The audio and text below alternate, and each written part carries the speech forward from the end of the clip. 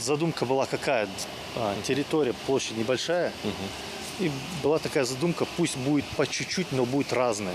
Если кто-то думает, что вырастить фруктово-ягодные ассорти, не мешая овощным культурам, на всего лишь 6 сотках невозможно, то глубоко ошибается. 48 видов культур посажено на садовом участке Хусейна Гагиева. Особое внимание он уделяет ягодам, притом редких сортов. Например, черноплодная рябина. Она славится богатством витаминов и микроэлементов, оказывающих противовоспалительный, антибактериальный эффект. К тому же рекомендовано людям с повышенным давлением. Растут здесь и не характерные для наших мест растения. Хусейн будто бросает вызов, когда слышит, что та или иная культура в Ингушетии не приживется. Допустим, вот там киви на той стороне, киви, миндаль. Ну, такие как бы не характерные, непривычные для нашей среды, для нашей местности культуры. Вот это, допустим, вот уже несколько лет она очень хорошо себя проявляет. Это канадская облепиха. Или как у нее вот научное название, у нее шефердия называется. Осенью где-то ближе к октябрю уже можно ее срывать.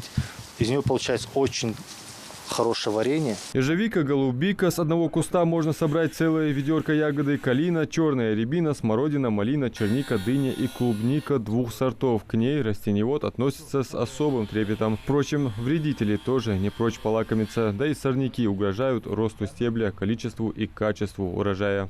Никакая культура как бы в плане развития конкурировать с сорняками не будет, потому что это как бы земля сама дает. Поэтому и какие-то способы мы используем.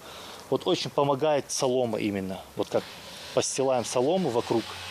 Во-первых, она не позволяет сорнякам. Ну, какие-то появляются, но не так. Объем значительно как бы облегчает работу. Свои тонкости здесь тоже необходимы. Очень много тонкостей, деталей. Все свободное время он уделяет просмотру видеороликов известных блогеров-садоводов, читает книги, статьи. Поэтому хорошо осведомлен, какой кислотностью нужно обладать почве, чтобы вырастить максимально вкусные баклажаны, цукини и болгарский перец. Вот этот вот он уже как бы созрел. Вот если его сейчас оставить, вот уже вот даже по удару можно понять, что уже он созрел, его надо снять. Если его сейчас не снять, то он уже как бы перезревает и уже идет на семена. Или как удобрять помидоры и огурцы, чтобы удвоить урожай, вырастить их вкусными и насыщенными, и никакой химии. Это принципиально. Вот у меня там бочки стоят с водой. Туда просто собираешь траву свежую, ложишь туда, она там лежит долгое время. И вот тот сок, который оттуда образовался, этим соком, допустим, мы поливали огурцы, помидоры, и очень помогает. Кукуруза, тыква, подсолнух, черешня, яблоня, груша, персик, слива, абрикос нескольких сортов, виноград по форме, напоминающий сорт дамские пальчики. Легче перечислить, чего тут нет. Каких культур у вас здесь нет? Давайте так. Ну, нет, допустим, ананасов, бананов, ну, таких очень супер, таких экзотических, конечно. Но, в принципе, допустим, гранат я хочу посадить еще, вот ничего не хватает. Гранат, королек, вот что-то типа этого обязательно. А гранат приживется? Обязательно, да, гранат у нас растет. О конкурсе на лучшее подсобное хозяйство Хусейн Гагиев узнал из средств массовой информации и сам захотел участвовать. А родные поддержали. Признается, с детства, как принято у ингушей, конечно, помогал родителям в огороде, но не думал, что это перерастет во что-то большее. Честно сказать, вот как-то тут такое озарение, может быть, вот само собой бывает, вот как-то.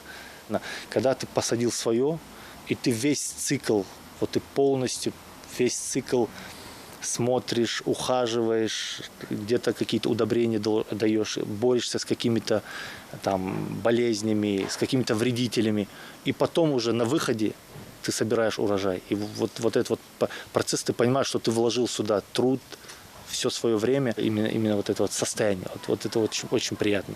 Помогает Хусейну супруга, ведь одно то, как он до мельчайших подробностей рассказывает про каждый выращенный плодовый кустик, и то, как каждой культуре требуется свой индивидуальный подход, будто к маленьким детям, очень заразительно. Адам Мережков, Акрамат Дасхоев, Новости 24.